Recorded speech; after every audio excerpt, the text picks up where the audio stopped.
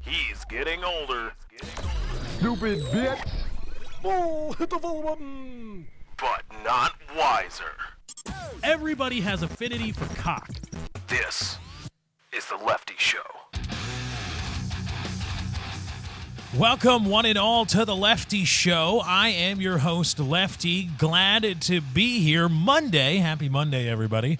Monday, the 4th of August in the year of our Spaghetti Monster 2014. Welcome one, welcome all to The Lefty Show, episode number 68. I thank you for joining me, tuning in on your radio set box or on your car radio. I'm just kidding. That's not possible at all. Though they're getting pretty complicated. I think you can get YouTube on a few different places. Anyway, thank you for tuning in on YouTube, the RSS feed, all of the great things there. Thank you to everybody that's been watching the show on YouTube. YouTube.com/LeftyOX is where you can go to find the show. Thank you to everybody that's been helping the show grow, sharing it. You really do help out doing that, and I greatly appreciate it. Send everybody over to the Lefty Show or leftyshow.podbean.com if they want to manually subscribe to the RSS feed. Or if they're on Android, tell them to, hey, search The Lefty Show on your favorite Android podcasting app. Or if you really want to help out, download the iTunes client. Head on over to the iTunes store, search The Lefty Show. Find us there. Be sure to subscribe and download all the episodes you can. It's a great time listening to The Lefty Show. Family event is what it is. Bring the family. Sit around the fire when it gets cold out. Sit around the pool in the summer months and listen to The Lefty Show. Put on a great show. Hope to put on a great show for you today. Thank you to everybody that's been following me on Twitter. Twitter.com/Lefty643, sharing my misery there with YouTube run-ins with the law, the content ID law. And thank you to everybody that's been donating to the show. I'mRaising.com/643 Productions is where you can do that. Like I said, it's up to 40% now. 40%. Here's efficiency and a reliance on algorithms to do things in place of humans. Because you need to be efficient, you got to have an eye on the bottom line, or blah, blah, blah, blah, blah. It's fucking killing America. It's killing the human species in general. Every single time I'm affected by this, I'm going to bring it up because the people don't get it yet. It appears that people don't get it. Now, because of the YouTube Content ID system, there are four separate Content ID matched third-party claims from some fucking assholes, brothers and sons, whoever the fuck that is. Automatic Content ID claim on my Destiny Beta Let's Play. Uploaded 10 videos, four of them, Content ID matched. Now, I'm a partnered YouTube channel, okay? My multi-channel network, Fullscreen, secures the proper licensing for me to upload and monetize content. That's the trade-off. That's why Fullscreen gets a cut of ad revenue shown on my channel, is because they provide the partnership vehicle and they secure the licensing so that I don't have to worry about that. That's the trade, and they do it. And I've had a very rewarding relationship with Fullscreen for 3 years now. It's been great. It's been wonderful. I love it. And they do that. So I have the, quote, right to upload and monetize what would technically be other people's crap to my YouTube channel, whether it be gaming, whatever. Or, well, specifically gaming, for the most part. Now, YouTube's Content ID system, because other people upload that same crap with the same licensing to their channel, YouTube thinks that I'm re-uploading those other people's videos. And now I'm fucked. And there's no human that reviews them until I dispute them. But if a video goes up, the life cycle of a video is 72 hours, maybe in the first 48 hours of that video's life cycle, the first 48, it's claimed by somebody else. Then YouTube goes, our efficient algorithm was wrong here. Here you go. And I say, but where's the 48 fucking hours that I had? Where's that back? Oh yeah, you right the ship now, YouTube. Thanks, you cocksuckers. You right the ship now. Great. But what is the last 24 of the 72-hour cycle, which is shit anyway, is all I get of monetization. And all because, it's an efficient algorithm. Computers. And oh my God, the algorithms are so efficient. I do so love algorithms and efficiency. It's fucking us. We are going to become a society where we don't know how to do anything anymore. We don't interact with people anymore. We don't know how things work. It's just going to be an utter reliance on computers and algorithms to deal with humans. And if you're on the wrong side of that algorithm, well, tough fucking titties. 40% of whatever ad revenue is going to come from my Destiny Beta Let's Play is now somebody else's. Now it's somebody else's. I fucking quit. I fucking quit. I quit. I give up. You win. Okay? Technologically advanced society, you fucking win. All right? I give up. I clocked out. I'm throwing in the towel. I don't want to fight this anymore. I try to do my thing and build an audience, build a subscriber base, build a viewership. And after so many iterations, after so many format changes, after so many comings together and drifting apart with other people, with other YouTubers or other podcasts or other shows or other video series, after all of that, after all of it, now on top, now here comes YouTube with their shiny new algorithm cock ready to fuck me in the ass. Just no lube. Not even spit. Not even on the tumescent cock that's about to be shoved into my anal cavity repeatedly to the tune of 4 fucking times. It's just, I quit. I fucking quit. I'm going to do this for as long as I can and find something else to do. I can't, my brain, there are certain people that sure, whatever. Yeah, I'm just going to, I know they get these copyright claims or they get this or that happens to them and they say, oh, okay, I know how to, I go to the forum and I know how to deal with this and this is what I do. And let's keep it in the realm of copyright claims. They get the copyright claims and they say, oh, okay, well, that's bullshit. And I fight it. And then eventually I'll win and I'll go on about my business. But I'm the type of person, maybe neurotic, self-centered, I don't know, whatever. I'm the kind of person where I can't help. I know that playbook. I know that, okay, here's how to fight it, and here's what I have to do. Here's what I should do. But I can't help but look, and every single time I get a notification that, oh, this has been copyright claimed. Oh, third content ID. And I know it's bullshit. Every time I get one and I know it's fucking bullshit, I can't help but look past it. I'm the kind of person that there's no such thing as face value to me. There's no such thing as face value. Everything, there's ulterior motives, not necessarily negative, not necessarily bad, but there are reasons, there are things, there are wheels within wheels turning in every interaction, every offer, everything, every second of every single day that you are doing something. There's wheels within wheels turning, things going on behind what you see. So I can't just take the bullshit content ID at face value or whatever it is, right? We're talking about content IDs now, but there's definitely other things outside of that. I can't just take it and go, oh, wow, that's bullshit. I can't take somebody being unreasonable in talking to me or negotiating with me at face value and just go, oh, well, that's bullshit. I just turn that off. I just dismiss that. I just dismiss it. Because then I say, well, wait a minute, what the fuck? You think so little of me as to treat me this way. Or you care not for humans or, quote, partners in such a way that you'll just expose them to an algorithm that's going to fuck them more often than not. And I look at that and I say, what the fuck you? It's not just, oh, well, that's bullshit and go away. I go, fuck you. That's the kind of person I am. And so I can't continue. Or, well, I mean, I have to. But there's going to come a point where I break and I say, no more. I'm just going to say no more. And now, again, a lot of people said this when leaving PK and all that stuff. You should have just said whatever, done whatever to stay there. And I say, no, that's not me. I get to a point where I just say, nope, not doing it. I'll take less. I'll do something else. I'll debase myself. I'll change my life if I have to not deal with this anymore because I have determined for myself that it's bullshit and I am not going to deal with it anymore.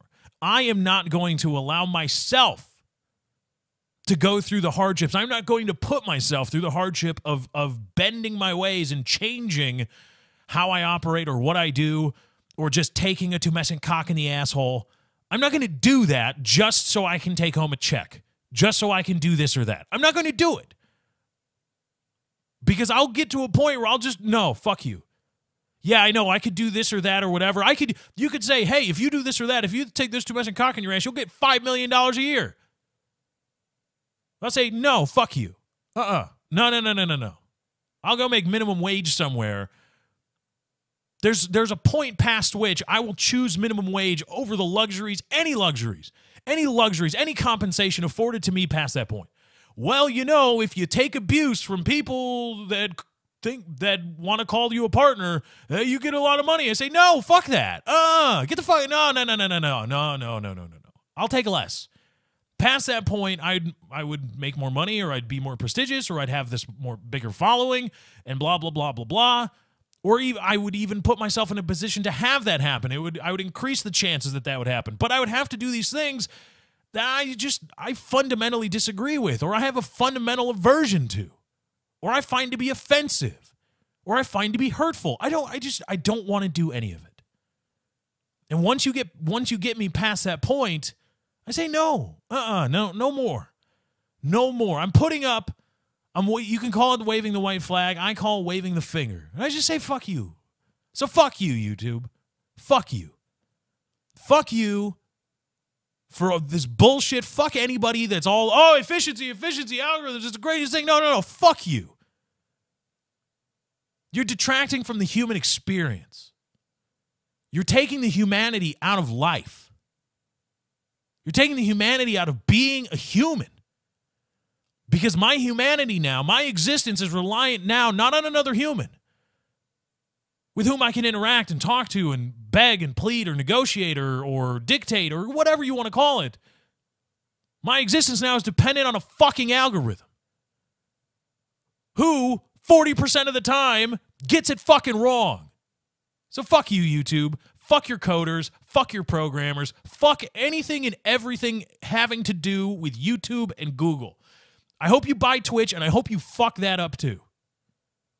And I know you will, because you're a bunch of fucking morons. You've circle jerked yourselves. We're a society full of circle jerkers. Everybody circle jerks themselves. You go to Reddit, it's a gigantic fucking circle jerk. You go to subsections of Reddit, it's a smaller circle jerk, but a circle jerk nonetheless. Google, with their cute ball pits and awesome cafeteria and all this shit, they're just a bunch of fucking tech nerds circle jerking themselves that think they know anything about anything. Yeah, okay. Yeah, you know a lot about computers and algorithms and how to code and how to, logic-based systems. You know all these great things that are really cool in narrow applications. But when you start applying that to humans and human interactions and running a business, you're just fucking it. You're fucking it all up. Because this new algorithm is better and bigger and greater and better. Yeah. No. Go back to whatever it is you do behind the scenes. Get somebody else to run YouTube. Get somebody else to run Twitch if you eventually buy that. Because reliance on efficient algorithms is going to fuck you. It's going to fuck Google. It's going to fuck YouTube. And it's going to fuck humanity in general given a long enough time frame. Given a large enough reliance on automation, people are going to get fucked. And you know how I know this? A lot of people are going to say, how do you know Google's a big business? Google this or that. They've made it. Say, yeah, okay. Yeah, the algorithms work for Google. I mean, there are many things in which automated software or firmware, whatever the fuck it's called, where that works, and that's great, and they do it really well. Obviously, they're fucking Google. Right, I get it. Hold on a second. Here's how efficiency is going to kill humanity. Or here's how efficiency is killing humanity. The other day, I was on a road trip with my girlfriend. We're getting on the highway. And most highways are set in a little valley. There's, especially in a populated area, the highways are at the bottom of a landscaped valley. They dig down to build a road in it. So when you enter a highway, more often than not, you're entering it from above where the road sits. Now, It's not really necessarily like, oh my God, this is the craziest thing. What it does is it creates patches of land, patches of grass that needs to be cut or it will become overgrown that somebody with, some kind of stand-up or riding mower wouldn't be able to do normally. It's an odd thing to cut. I worked manual labor for a good while, and I know I can, that's a bitch to cut. I mean, you do it, but it is a pain in the fucking ass, let me tell you. So we're getting on the highway, and I look over, and I see something moving, but it's something like I've never seen before. It is a flat-topped, had to be 4-foot square, if I was thinking, but yeah, it had to be 4-foot square, and it was just moving, and I thought, Is there like a guy in there? Is that like a little capsule? Like, is this thing piloted by a midget? And I'm trying to drive and look at this at the same time and not be dangerous about it because, I've been in accidents before and trust me, they're not fun. And I'm trying to look at what this thing is and I realize it's mowing the lawn. It's mowing this embankment. Now, it's a really cool, it looked like a larger version of those automated things that vacuum your living room, and they just run around and they've got sensors around them, and if they sense something, I don't know how they do, infrared probably, they just bounce stuff off, and if they get close to something they stop, but it's an automated vacuum cleaner. It looked like a larger version of that, and I realized, holy fucking shit, efficiency, automation. Automation is now coming for the jobs, the no-skill jobs. It's coming for it. It's to the point where if all you want to do is cut lawns, if you just want to be a lawn cutter and you make $10 an hour and you barely scrape by and that's all you can do, but you can live that way and you're happy because you have a different perception on what to take away from life or take away from your existence, or you take pleasure in just the small things, go to see a movie a couple times a month and that's your big thing. If you want to be that now, you're going to have to compete against the company and its programmers who write the fucking automated lawnmower system now. They're coming after. It's coming after. So let me get this straight. The middle class is shrinking. It's to the point where college graduates are underemployed. College graduates with parchment on the paper, even in STEM, science, technology, engineering, mathematics. Even people with degrees in those categories cannot find jobs like they could a decade ago. Can't do it. They're not there. They don't exist. They've been subsidized, or they've been marginalized, they've been compressed, and blah, blah, blah. There aren't enough corrals for all these horses.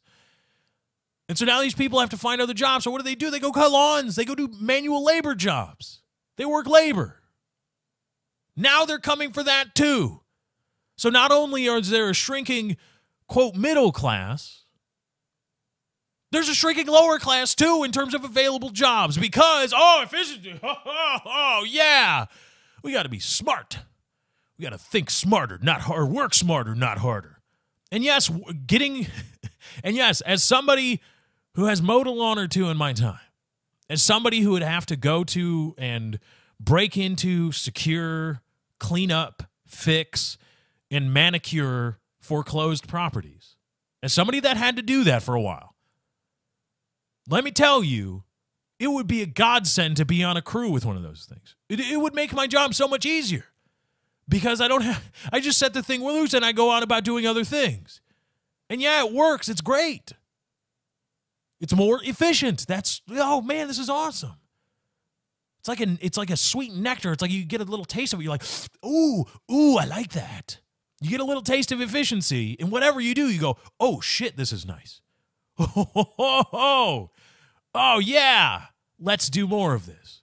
And we go on and we go on and we drink the nectar, we drink the Kool-Aid until we realize, all right, well, now we've been compressing people into lower skill jobs, and now we're going to efficiently clear out even those employment opportunities. Then you realize, holy shit, nobody can do anything. It's all being done by computers and robots and machines and everything. No, there's nothing else to be done. Everything we've done, everything that we previously had humans do is now being done by robots or remote control or something.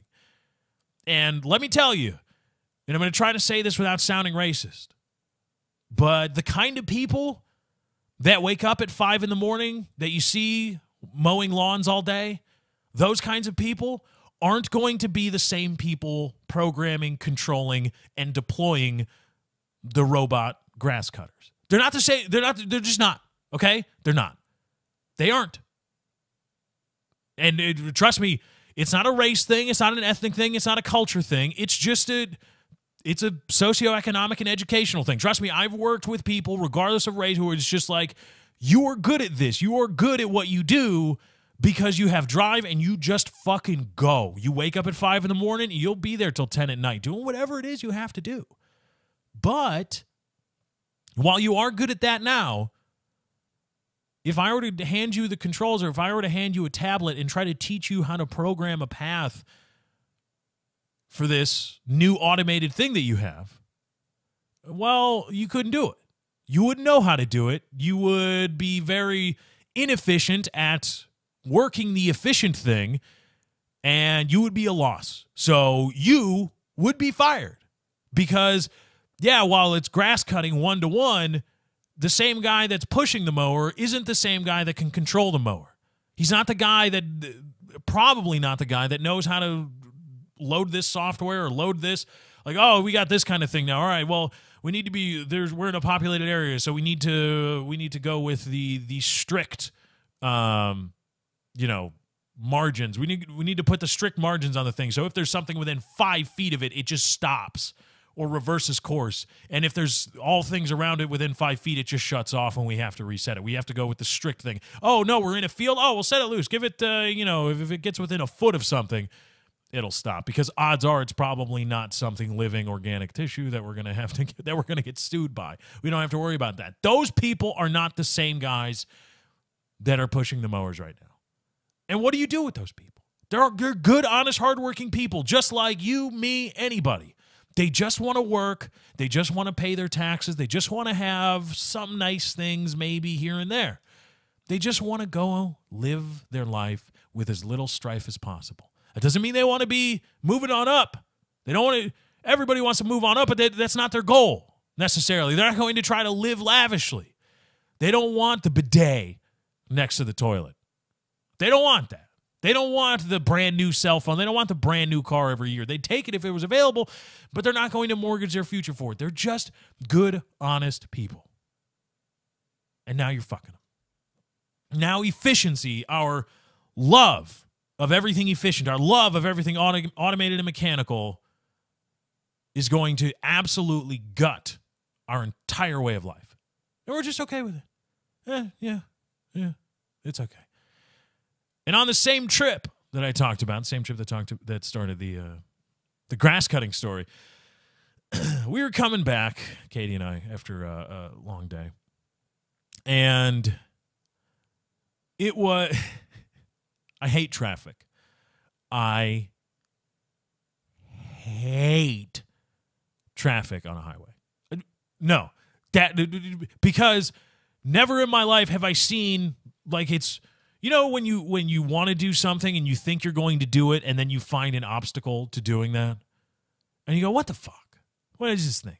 Now, if it's just a regular obstacle, you're like, oh, okay, well, I want to talk about highways. I want to go fast on the highway. Well, it's snowing. Oh, well, okay, yeah.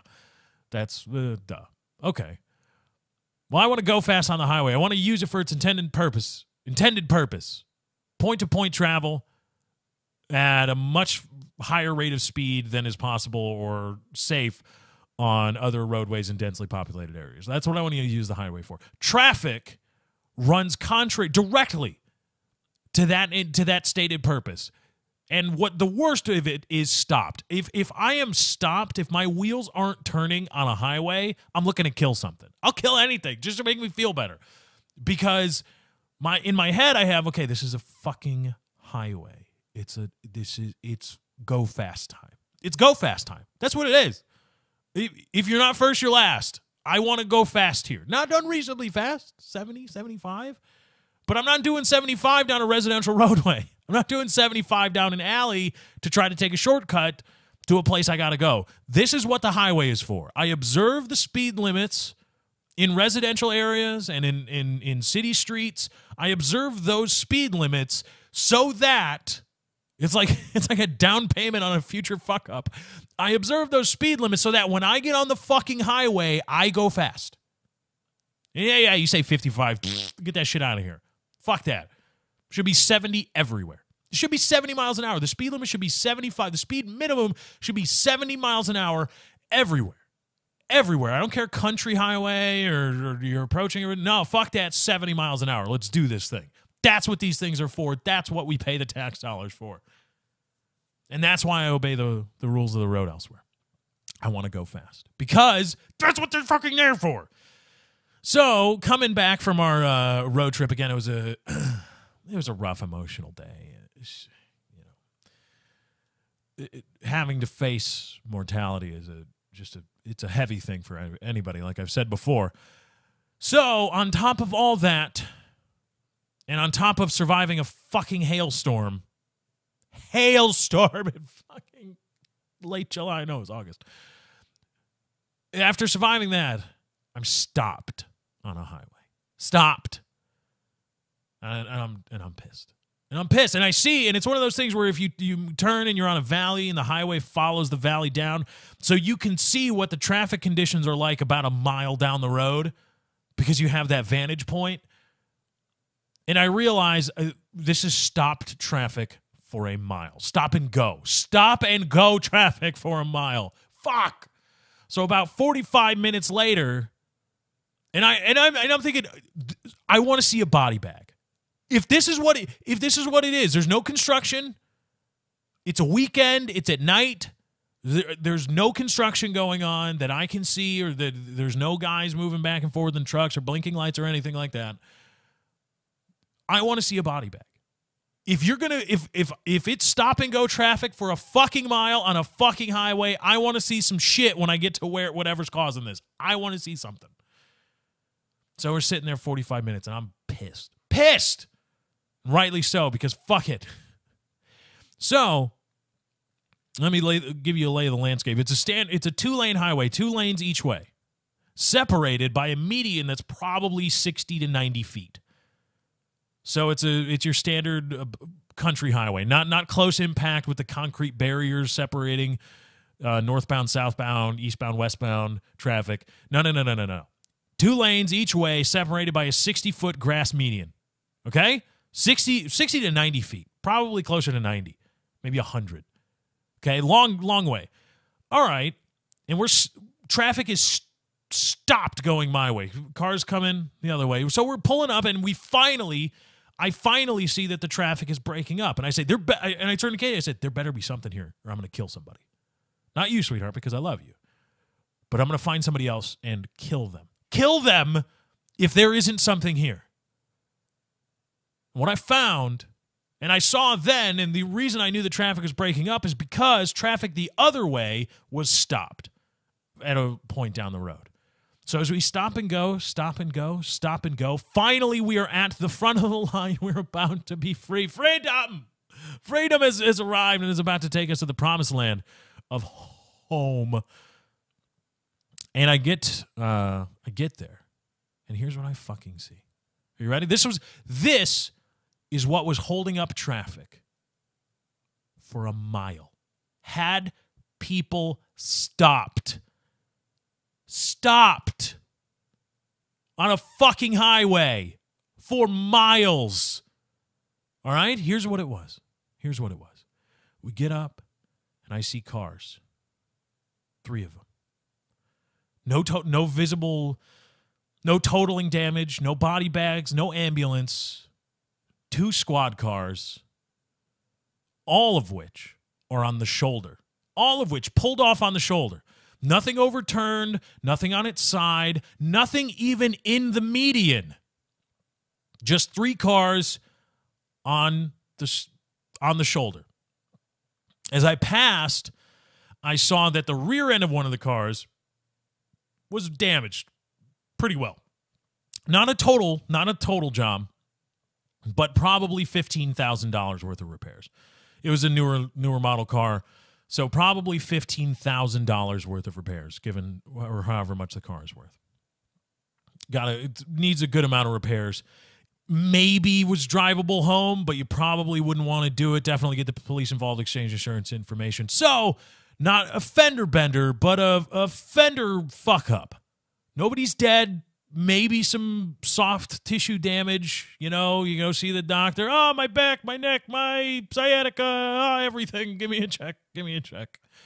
That kind of thing. Nobody dead, no serious injury. On the other side of the fucking road, 100 feet across from my intended direction, 100 feet going the other way, was the rear end accident, and my lane was stopped. Rubbernecking.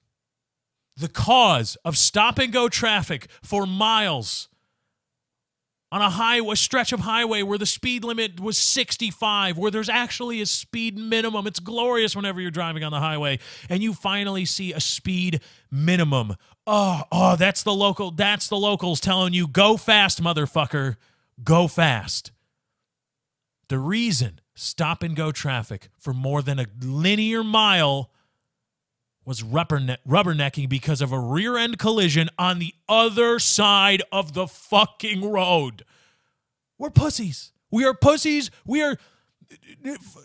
Fuck everybody on that road. I want to find them, and I want to publicly flog them. If you slowed down on that stretch of road to look at a fucking rear-end accident, and we better slow down, and it's to the point where people behind you are fucking stopping, I want to take you out, and I will get a, what do they call, billy club, and I'm just going to beat you. Not kill you, but I'm going to beat you on live television in the public square. This person is no longer a member of our society. We're so pussified. Well, look at that. People 100 feet away going the other direction were involved in a medium damage rear-end collision. I better slow down.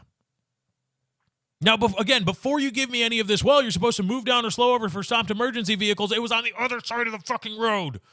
The other pavement. There was no connecting pavement in the 100 feet between the pavement going this direction and the pavement intended for the exact opposite direction. There's nothing there. Nothing on this side of the road. No cars, no damage, no debris, no nothing, no emergency vehicles, no service vehicles, no fucking nothing. It was just people gawking. It's like, what the fuck, you bunch of yokels? Hit the fucking gas. What are you doing? My fucking God, it's an accident. Everybody's okay. Get the fuck on the road. What are we doing? This is why I love Chicago. Because you get in an accident, people behind you will yell at you to get your fucking shit can off the road. Get off the road. I gotta go places. What is this? What the fuck? No reason at all for anybody to be stopped. What the hell's happening over there, dear Cletus? Oh, man, is that a rear-end collision? Oh, man, it looks terrible. Better stop. Better fucking stop. Ugh. People are stupid, and we're fucking pussies. When you combine the two, you get stupid pussies, okay? And stupid pussies is the worst kind of person to have because you're stupid and you're a pussy. So if I'm trying to go somewhere on a highway, the intended purpose of which is to go fast, and you see an accident 100 feet away going the opposite direction, your response as a stupid pussy, if you are a stupid pussy, if you're listening to this show, you're probably not a stupid pussy. Thank you for listening. Follow me on Twitter at Lefty643. Be sure to subscribe to the show, leftyshow.podbean.com, or search The Lefty Show on your favorite Android or iTunes or iOS podcasting app of choice. Be sure to subscribe. The fucking pussy will stop. Oh my God, something has happened. I must stop. I must see, assess the situation because somebody somewhere may be hurt on something. Oh my God. Oh my God. What the fuck it. Fuck it and fuck us. We're done. We are fucking done. Stop and go traffic caused by an accident. It's just a minor thing 100 feet away in the opposite direction. Done. Done with society, but I'm not done with you. Let's do some news.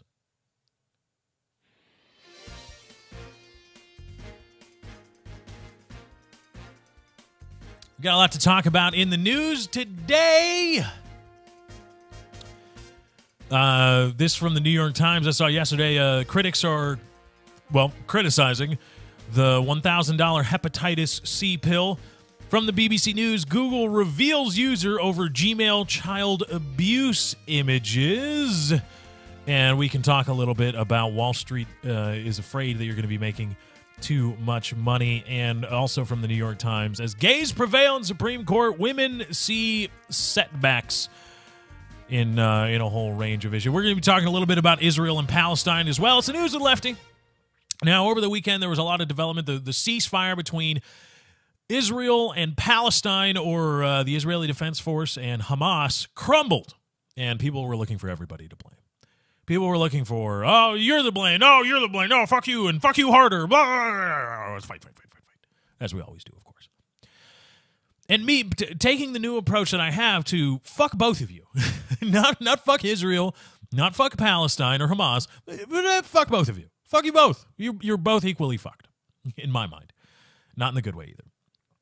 But as a result of the crumbling of the ceasefire, there was continued shelling by Israeli Defense Forces, and some of those shells fell on UN-flagged schools. Schools supported and flagged by the UN. They are flying the United Nations flag in front of the school. Shells dropping on them. The Israelis claim that Hamas was storing weapons there, and subsequent reports have indeed revealed that yes, Hamas was finding a way to use those UN encampments as weapons stores.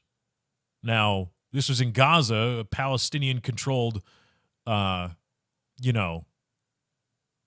ground. And, Hamas can't have rockets? Is that like a thing? But anyway, suffice it to say, Israel was like, yeah, they were holding weapons there. And then people were like, oh, yeah, I guess, yeah, there are weapons there. Okay, well, shit. All right, good job then. Good job, Israel. Good job, the Jews. And after some pointed comments by U.S. representatives about Israel shelling UN schools and shelling UN hospitals and civilian encampments, Israel saying, well, you thought, what are you doing criticizing us? Don't criticize us. We're Israel and we're fighting and da-da-da-da-da-da-da-da. How dare you, United States of America, criticize us for, fighting our war and blah, blah, blah, blah, blah. And I had this revelation brought to my attention, and it was surprisingly good. And it does a great job of putting the absurdity of this entire thing, of U.S.-led Zionism, of the adoration in most media outlets of Israel, and the lobbying done by rich Israelites here in America, and even the whole Palestinian-Israeli conflict. But it puts it all, the whole thing, and even the discussion of, well, what's fucked up? Well, they're fucked up. Well, no, they screwed up more, and blah, blah, blah, and all these things, and who should be blamed the most, and da-da-da-da-da, and who should we support, and who should we decry, and all these things. It puts it into great perspective. Just imagine, it's not Israel doing it. Okay? It's that simple. It really is a close cousin of my just switch the races thought experiment, right? You have a situation in which somebody cries racism, or in which nobody's crying racism. They say, oh, well, blah, blah, blah, blah. You say, well, wait a minute. You say that and that's okay, right? Yeah. Well, what if I, a white guy, were to say that about you, a black guy? Oh, well, racist. Blah, blah, blah, blah, blah. It's that song by, I forget the name of the guy. It was in the Dead Island 2 trailer. And one of the lyrics was, come on now, everybody, won't you clap your hands? White folks, do it on time if you can. Right? White guys can't. We got no rhythm. Oh, my God, what are we doing? The beats are getting to me. I can't follow them. So, there's a joke. All right, yeah. But I thought, I just wanted, well, it's not racist. Oh, it's not racist, not racist, not racist. I said, well, what if a white guy did it? What if a white guy said something similarly in a joking manner about a stereotype about the black community? What if a white guy did that? Right? Come on now, everybody, won't you clap your hands? Black folks, do it if you can find your dad. Right? Oh my God, racist! Who's racist? Oh my God, he's racist. Racist. So similarly, in the same vein, and that's how you know, that's the test I use.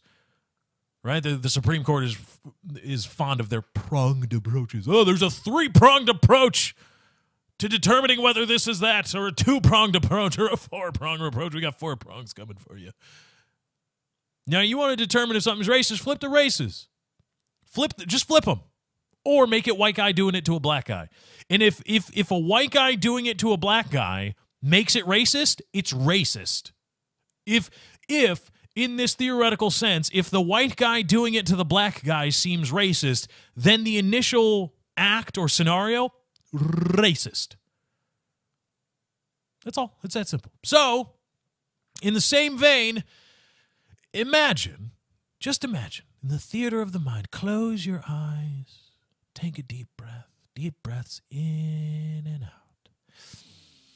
In and out. Yes, very good. Yes. Let's say, just for the sake of argument, theoretical, hypothetical, whatever. Let's say it wasn't Israel bombing civilian hospitals, UN-flagged schools, or UN-based hospitals. Let's say it's not Israel.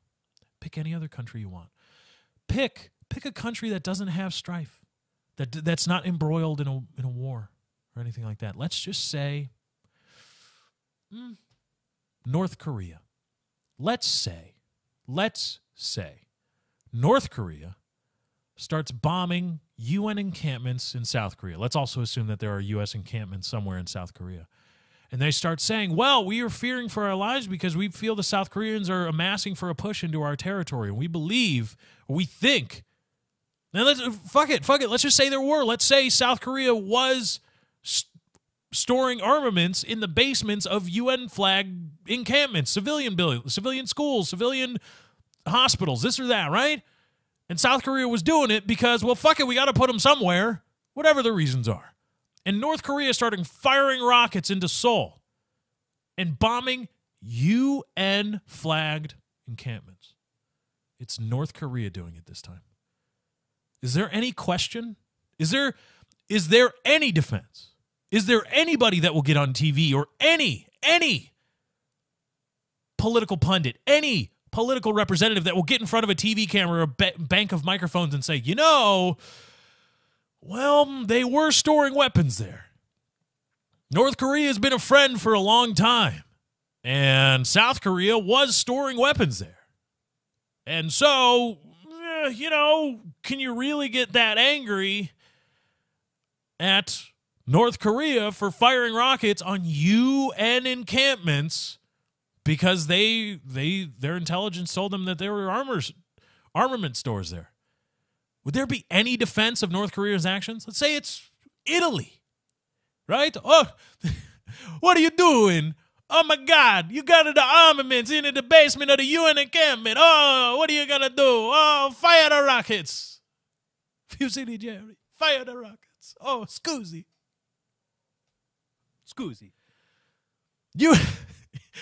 If Italy just started firing rockets into, let's see what's near Italy. Let's pull up a map here.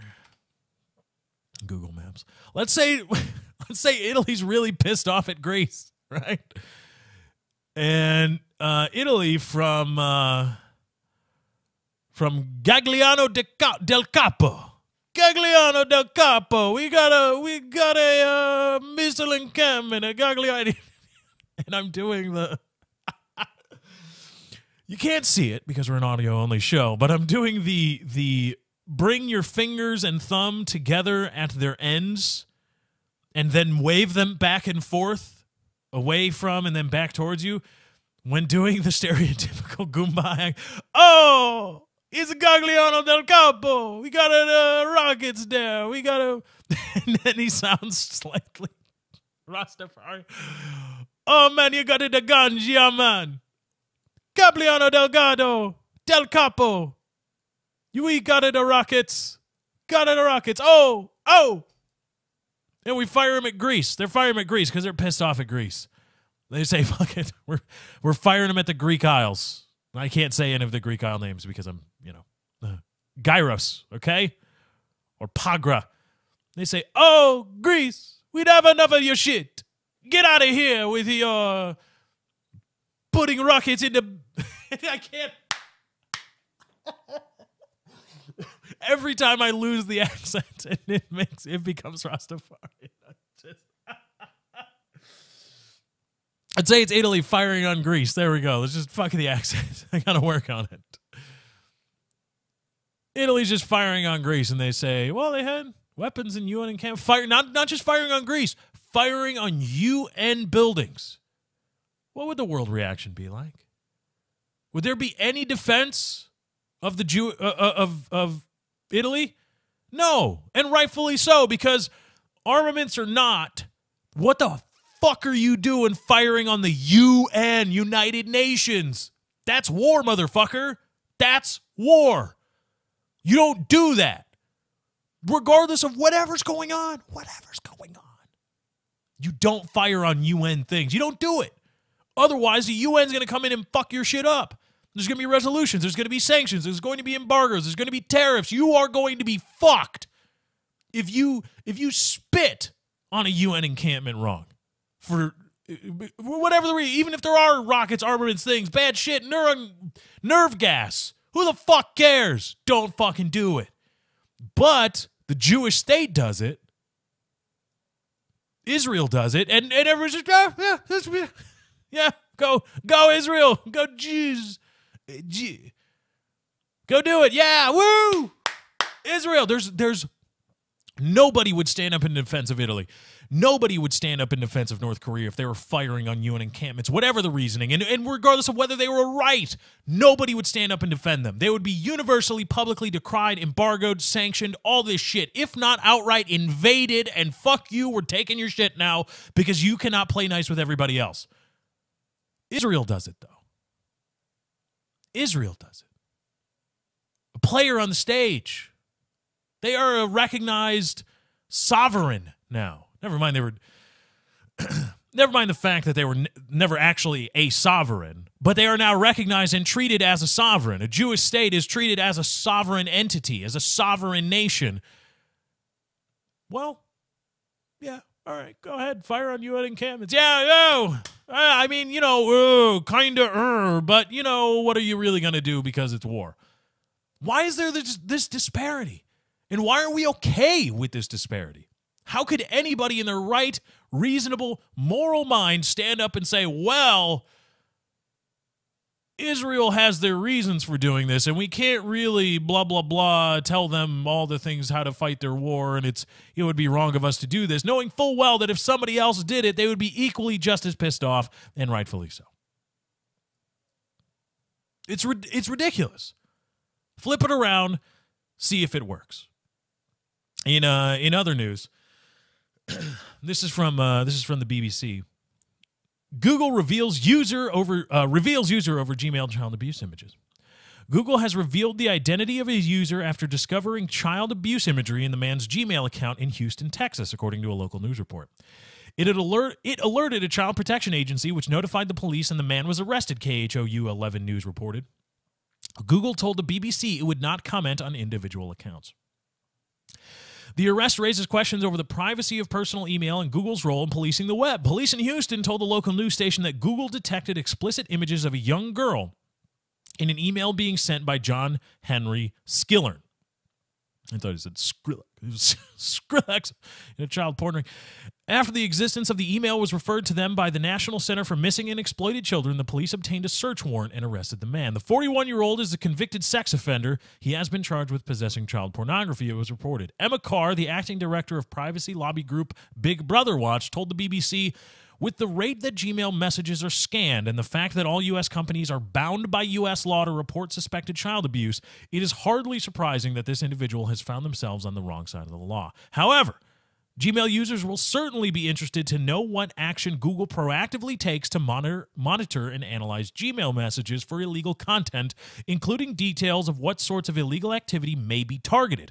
Google must also make themselves very clear about what procedures and safeguards are in place to ensure that people are not wrongly criminalized.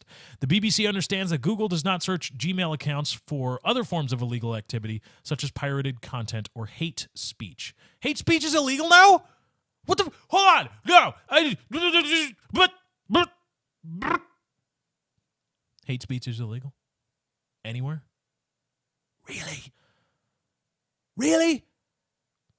And we consider ourselves, oh, well, you're lucky that Google doesn't search for hate speech. What if I want to send hate speech emails? I'm just going to start sending them out to people. Let's start sending hateful things. I hate the Jews. I hate I hate the this and that and the other thing. Fuck them all.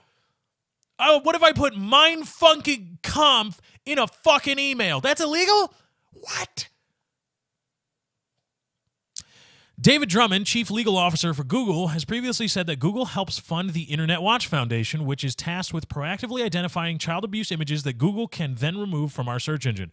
Google works with the IWF and the National Center for Missing and Exploited Children extensively, he said, adding, "We have built technology that trawls other platforms for known images of child sex abuse. We can then quickly remove them and report their existence to the authorities." Google automatically scans email accounts to provide ads within Gmail, which has more than 400 million users worldwide. In April, Google updated its terms and conditions to say, quote, "Our automated systems analyze your content, including emails, to provide you personally relevant product features such as customized search results, tailored advertising, and spam and malware detection. This analysis occurs as the content is sent, received, and when it is stored," end quote. This occurred after a class action lawsuit against the company over email scanning was dismissed earlier this year. At the time, Google said that a person has no legitimate expectation of privacy and information he voluntarily turns over to third parties. Here's the problem, okay? Now, people are going to defend this, and I know that's going to be the case because they're going to say Google is a private blah, blah, blah, and they're a private service, and you technically hand over your information to them, and they can do with it whatever they please in line with their terms of service or terms of use, and there's nothing you can say about it. Here's my counter to that. And here's my counter, really, to all of why nobody should give two shits and a dog fuck what you email to somebody else. And it's nobody's fucking business. And if the authorities want to stop you from doing illegal things, they should do actual police work, find out, get a warrant, and arrest you. Not rely on surreptitious violation of people's expectation of privacy, regardless of whether Google says you have an expectation of privacy. Bullshit, you have an expectation of privacy, and turning it over to you. Do actual police work and find people's illegal shit. Otherwise, they get away with it. That's kind of the system we have going on. Here's the deal, okay? Let's remove it from the digital realm, okay? Because people want to pretend that because it's digital, it's different. And while I'm kind of mixing metaphors here, the Supreme Court has already ruled that, quote, "do it on a computer or do it digitally" patents aren't really patents. You're not creating anything new. You're not changing anything fundamentally. You're just saying, well, this, that, and the other thing done on a computer. So, again, mixing metaphors, and it's a bastardization of the logic, I'm sure, but the idea of taking an analog thing and doing it in a digital environment or in a virtual environment doesn't substantively change what's going on. So I feel confident giving that caveat now, launching into this. Let's assume, okay, here we go. You send out Christmas cards every year, right? You send out Christmas cards to friends and family every single year. And you spend a lot of time on the Christmas cards. They're the standard thing. They contain a picture you took earlier in the year of the family on vacation or something. And you write really nice things, sometimes personal things, to close family members in your Christmas cards. It's something you like to do every year. Or your your Kwanzaa cards, okay? Because I know some people, I don't celebrate. So your Kwanzaa cards, okay? Kwanzaa, happy Kwanzaa to you and yours. Let's update you on what's been going on, all right? Okay. So you spend a lot of time doing this. You write personal things, very personal things, and you include a picture of your family, like many people do. It's a great way. It's a great way to keep in contact with people and show you care and all that stuff. And it has the extra added benefit of only happening once a year. So you can really not care, but pretend like you do for like a week or so. So you spend a lot of time doing this. Now let's say you've got a beautiful teenage girl and a boy. You got a toddler boy and a beautiful teenage girl, and you guys went on a cruise, and it was amazing, and you took a picture on the beach. It was beautiful, and you love it, and you're like, this is the photo. You even tagged it then. It was fucking June. You're like, this is the photo that's going out in late November. Oh, it's going to be amazing. And so you get all your Christmas cards printed up. You write your personal stuff. You handcraft each letter. And you're like, oh, this is going to be amazing. You put them in your envelopes. You stamp them. You address them to whomever you want to send them to. You drop them in a mailbox, standard USPS snail mail. You send them out. You figure somebody's holding something in their hands, and that could mean so much more than just reading it on a computer screen or a tablet screen or a phone screen, whatever, phablet screen. So you send them out. Then you learn that you get calls from a few people. Thank you for your Christmas card. Oh, yeah. She said, what kind of envelopes did you use? Because this one arrived open. It arrived in another envelope opened. You go, what? I say, yeah, it was in its original envelope in your handwriting, but then the card was in that envelope, but that envelope and card package were in another sealed envelope with a printed on address. You know, what the fuck? What? I don't know what happened. So you call the USPS to bitch and complain. What the fuck did you do? I did not send them out this way. You opened my mail? And they said, well, in accordance with our terms of service, which you agree to every time you blah, blah, blah, blah, blah, and you're buying stamps, you agree to the terms of service, you put it in a mailbox, there's terms of listed there and all these things that you implicitly agree to, all these things all the time. And part of that is if we believe that you are sending illicit images or illicit material, we will inspect your mail. You go, yeah, but they're fucking Christmas cards, you jackals. What is the problem? There's personal shit in there, family shit. What do you open that up and reading for? Why? And they say, well, you had a picture of a teenage girl in a bikini. Our scans detected that there's a teenage girl in a bikini in there, and we really had to go through and make sure that it wasn't an illicit thing. Wouldn't you be pissed off? Wouldn't you say, fuck you? No. I have a reasonable, despite whatever kind of terms you want to put on me, motherfuckers, I have a reasonable expectation of privacy when I seal something and drop it in the mail.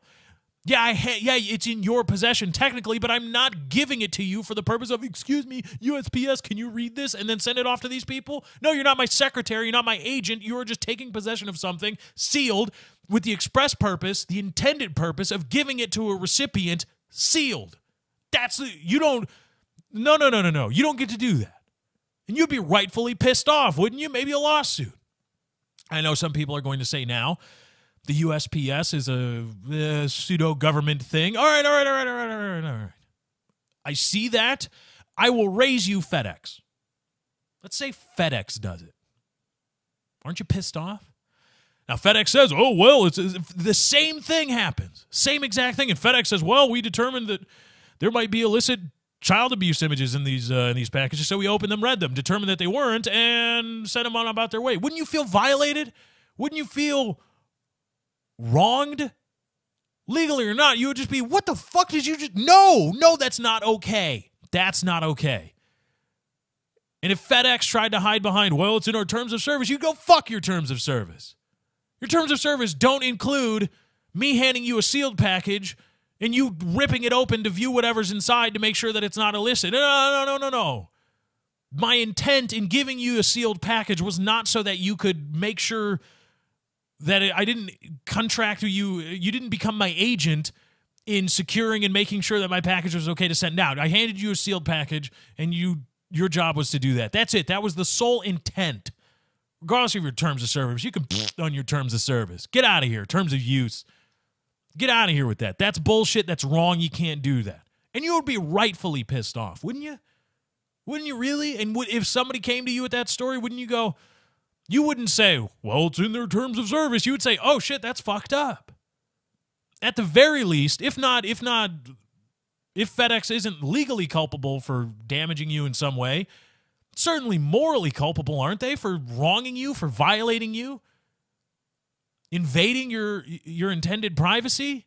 And yes, of course, you have a reasonable, regardless of what FedEx says, your expectation of, I hand this over to FedEx, it's reasonable for me to expect that they won't immediately open up and look at it to make sure that it's not illicit. That's a reasonable expectation, isn't it? Again, not in the legal context necessarily, but morally. You go, yeah, well, why the fuck would you do that? That's weird. Okay, that's acceptable logic, isn't it? Now let's do it on the internet. Regardless of what Google tries to say, and if you're honestly going to try to make, if anybody's honestly going to try to make the terms of service, the terms of use argument, if you're going to try to say, well, it's in the terms, I hear that a lot. Cop out, deflection, bullshit. Go read something, okay? I mean, I read the Xbox terms of service. I read the Steam end user license agreement. If you're a gamer, if you've got a PC, you're probably technically inclined if you're listening to this show. Go read that. Pause it right now. Pause the video. Go read the end user license agreement for Steam. Go read it. You agree to it every time you buy a game. You agree to it when you create a Steam account, and you agree to it every time you buy a game. Go read that end user license agreement and read what they can and will and have done to people that they believe to have violated it. And see if they could do anything in there that you would be pissed off about. That you would go, ooh, Steam, that's not cool. Because everybody loves Steam. Everybody loves Gabe Newell, right? But when Steam starts turning people the fuck off, you are no longer able to access the zeros and ones that is a video game on your own fucking computer because Steam says you can't. Because blah, blah, blah, blah, blah. When that happens, you'd go, fuck you, Steam. That's not cool. Go read anything. Go read any end-user license agreement, any terms of service, and see all the bullshit that you are obligated to do and all the things that the providers of the service or the providers for the use or the providers of the product are not obligated to do or are not liable for. Read it. And some of them, they could realistically insert, and we own your first child. They really realistically could. But like, we fucking own you forever and ever until the end of time. And you still have people who go, well, it's in the terms of service. Get the fuck out of here. Gmail has no business reading the private correspondence that I send to people because I did not create a Gmail account, regardless of whatever Google says. I did not create a Gmail account with the intended purpose of making sure that Google can okay my email before it's sent out. It's private correspondence. It's intended to be private correspondence. And despite Google not being a government entity, get the fuck out of here. Yeah, I do have a reasonable expectation of privacy, fucking assholes. And I don't, and it comes at the cost. Again, I talk a lot about how sometimes you have to defend people that you won't like or that you don't like. Because there's no doubt in my mind that this convicted child predator or child sex offender was sending child porn through email.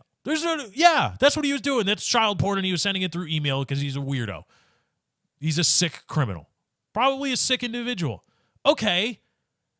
I'm still going to defend his expectation of privacy because it's not unreasonable.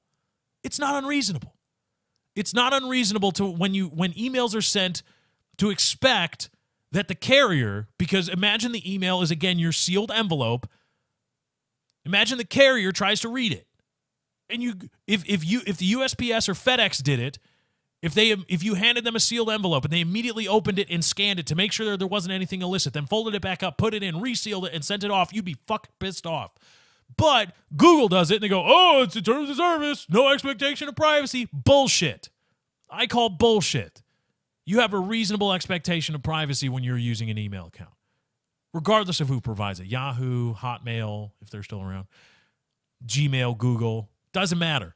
You have a reasonable expectation of privacy. They can say whatever they want. Oh, you got no privacy. Fuck you. Fuck you and whatever you say. Because my expectation of privacy seems reasonable. And the expectation that, hey, when I hand you this private correspondence, you're not going to immediately read it, quote, read it digitally, and again, algorithm, have an algorithm scrub through it to make sure there's nothing illegal or illicit there. That doesn't seem like an unreasonable expectation at all. Again, even whatever Google says, whatever they say, oh, we're going to do this and that and the other thing, and da-da-da-da-da, fuck you, fuck you, fuck you, fuck you, we own your shit, we can display it, read it, open it, display it, republish it, we own it, they can say all that. They don't. They don't, because it's not reasonable. Reasonable. What a warm, loving embrace, you grand to everybody. Reasonable. Let's bring it home.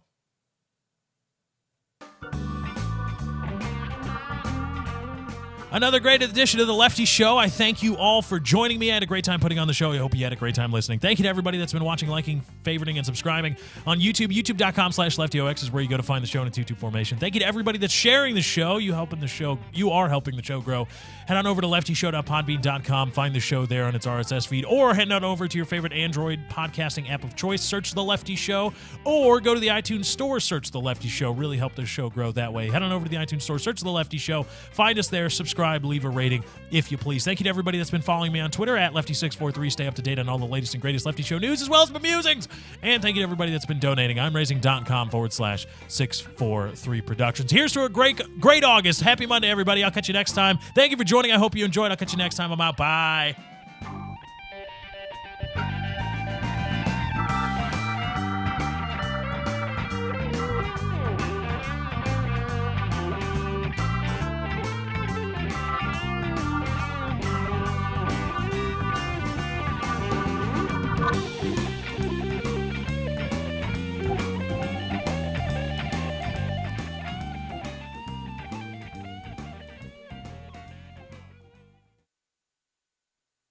King of the world, baby, king of the world.